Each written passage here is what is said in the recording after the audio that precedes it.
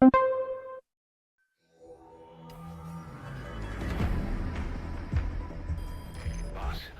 we need evidence to prove our suspicions about Emmerich. Head to the central base camp in Afghanistan and recover that AI pod. It's time we purge Diamond Dogs of that traitorous parasite once and for all.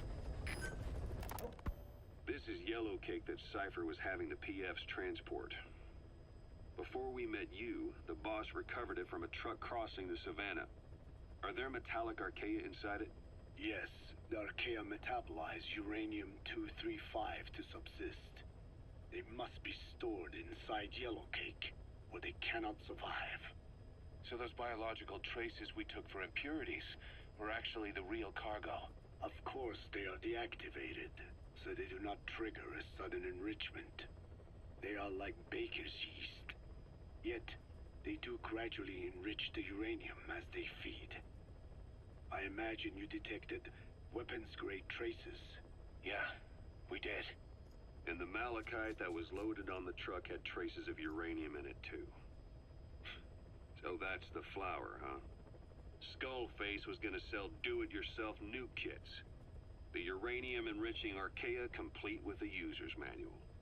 And the ores with the uranium could be sourced by the client or provided by Cypher. Even the trace amounts buried in common ores can be enriched to weapons-grade uranium by the metallic archaea. Proving that must have been the most important factor of the trials. That and the ability to successfully prevent detonation.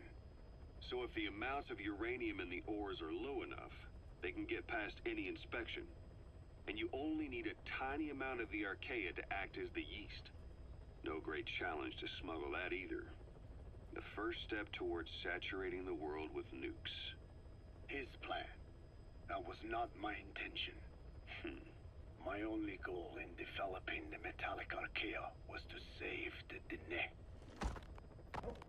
What made you think a tool for creating undetectable nuclear weapons would save your people? After 70 years, the Dene reclaimed the Navajo nation from which we were banished. We bore all the hardships of poverty. But we were proud to live off the land we called our own. But in the moment the atomic bomb was dropped on Hiroshima, everything changed. I don't get it. The nuclear arms race between the US and the Soviet Union began with the end of the Second World War. Suddenly, there was a massive demand for uranium. And it was our ill fortune that the ground beneath the Navajo Nation was rich with uranium ore. The Black Ana government set up mine after mine, and many of the Dene worked them, never informed of any danger. Every day, they went to work with no protection. The slag was simply piled out in the open. When rain fell, uranium traces left behind would seep out, and when the ground dried, it was blown about as dust. Land and water were contaminated, irradiated. Many of us became sick and died. That pain lives on to this day. I had no idea. Wanting more than anything to revive the land my forebears left to me, I was delighted upon discovering microbes that eat uranium. If they could be domesticated, I believed we could rid our land of uranium. Were you successful? No. The research called for funding on a colossal scale. But nobody was willing to invest with no prospect of a return. And that's when Skullface showed up. Correct. I can save you and your people. We share the same will. That is what he said to me. And I believed him. Black Ana forced me to abandon my uranium cleanup work and focus on nuclear weapons. And he held all the Dene hostage. Today, mines within the reservation are finally closing down. It is simply less expensive now to source uranium overseas. New victims, different places. But uranium is a tactical resource. To rely on a foreign country for it is a difficult decision to make. And he was in the perfect place to influence that decision. He could have condemned your people to the mines forever. The contamination comes not only from uranium. The fallout from the Nevada nuclear tests also settled on our lands. As if our fortune were not already bad enough, we are also downwinders. To save the Dene, I must complete my original research.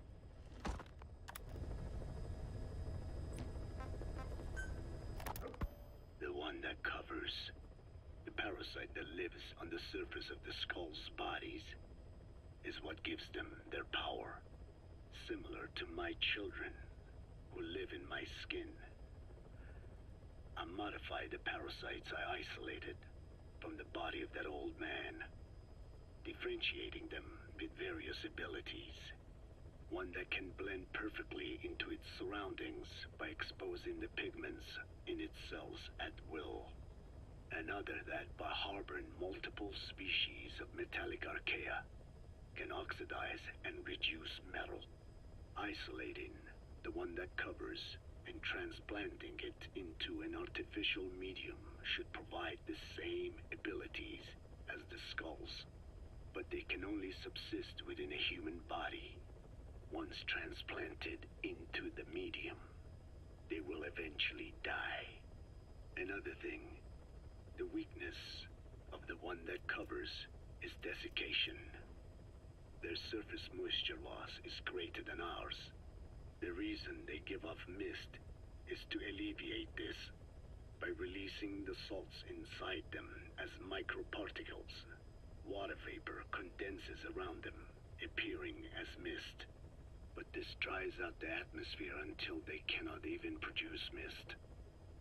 And once their supply of water from the host runs out, the parasites are in danger. They, along with their host, enter a form of suspended animation. However, a similar effect occurs if they come into contact with a large amount of water. Rain, for instance.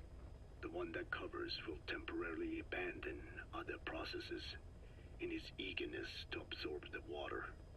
Itiholone. Make the weather your ally. Hewitt's dug up some interesting facts about our skull-faced friend. 9 years ago, he was exiled to South Africa, stripped of political power. The upshot's that he ceased being a serious threat, in Cypher's eyes anyway. They eased up on surveillance, giving him an opening to establish his own military unit, one that answered to his will alone. Those men likely had no idea their orders were coming from Skullface. They probably didn't even know the organization was a part of Cypher at all. Anyway, it was in South Africa where he found renewed interest in parasites. And when he discovered the vocal cord parasites, he began to make his plan. Wipe the English language out of existence. Free the world, not by taking men's lives, but by taking their tongues. In his eyes, the greatest symbiotic parasite the world's ever known isn't microbial. It's linguistic. Words are what keeps civilization, our world, alive. There was something Skullface said. America is made up of many peoples, but those peoples never mix. Quite so. One nation, home to hundreds of different ethnic groups, many of whom stick to their respective living areas, little colonies, not interacting with other groups, going out of their way to avoid one another. Their land, organizations, relationships.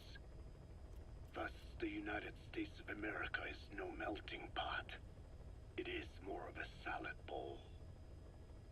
It is not made up from one people, but for its minorities to function in society, a common ground is needed. Language. Even if the country is not one. No, because it's not one, a lingua franca is necessary. English. American hegemonism was born from the illusion that English could unite diverse ethnicities. In taking in people from around the globe, America became a microcosm of it. Now the boundaries between it and the rest of the world have become blurred. However different our neighbors may be, English enables us to create symbiotic relationships with each other. If English can bring unacquainted neighbors together in America, this should hold true for the world. This salad bowl that is the world can also become one.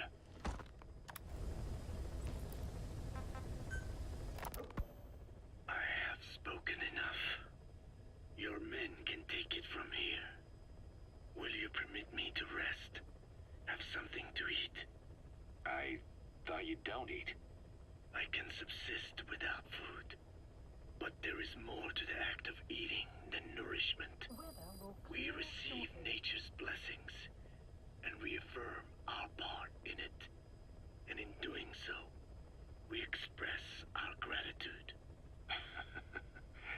Sorry, it's, hearing you say you don't need to eat and that you're part of nature in the same breath. Anyway, what can we get you? Not exactly a five-star restaurant, but the kitchen's used to serving a lot of different appetites. Hamburgers. Hamburgers? Even we didn't have become Americanized. I eat them often back home. And you just can't let them go. Well, as far as symbols of the American Empire go, hamburgers are pretty good. The victory of capitalism. Your people suffered so much at the hands of America, and you asked for hamburgers. We have suffered more than you can know. But I do not see hamburgers as an accomplice. A single dish, providing a balanced helping of nature's blessings. Meat, grain, and vegetable. How could anyone hate such a magnificent thing? Says the guy who can survive on photosynthesis. Balance has nothing to do with it. You just like a good burger. That is also true. Be warned, though. I have very high standards. Don't worry. I do too. All right then. One good old-fashioned all-American icon coming up. I look forward to it.